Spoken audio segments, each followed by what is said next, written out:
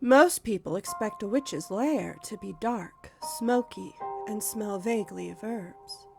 They imagine idols and diagrams, old books, random cultural artifacts sans relevant culture.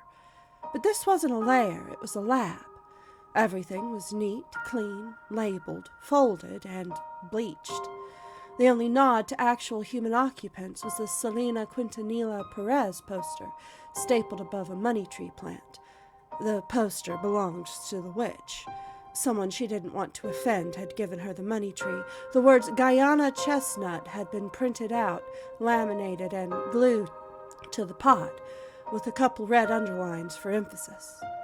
To Magdalena Gonzales' continued irritation, people here at Terrestrial Affairs still called it a money tree. Her workroom at home was also not a lair. She kept her wood bare, her walls clean, and her magical supplies organized a la Marie Kendo. Her Selena collection at home was much more impressive. Technically, she's my boss. She's also my friend. Magdalena, affectionately called Maggie or Mags by us senior agents, bustled around the far end of her lab, reading a printout of essential oil suppliers and muttering horse shit under her breath. Also phrases which involved the word pinche a lot. Pinche gringo. Pinche stupido. She was surrounded by plastic magic, packed in teenager-friendly kits stacked neatly in order of risk. The yellow post-it note on the first pile read fluff, stupid. The next, fluff, useful. There was one pile that simply said useful. There were only 2 kits in it.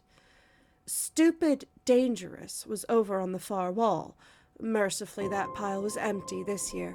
These objects were the reason I had been dragged to Magdalena's laboratory holy of holies and pressed into service. I was the only person on the agency floor not bright enough to bolt when her door opens.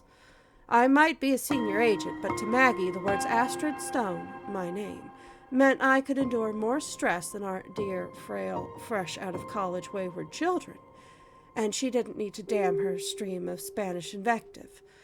I technically didn't understand a word of it. I had absorbed a little bit by osmosis, but I'd be hard-pressed to figure out who was being called a fucking idiot by my erstwhile superior. Besides, the only other real option had been Max Arrows, and she didn't like Max. Pinche gringo.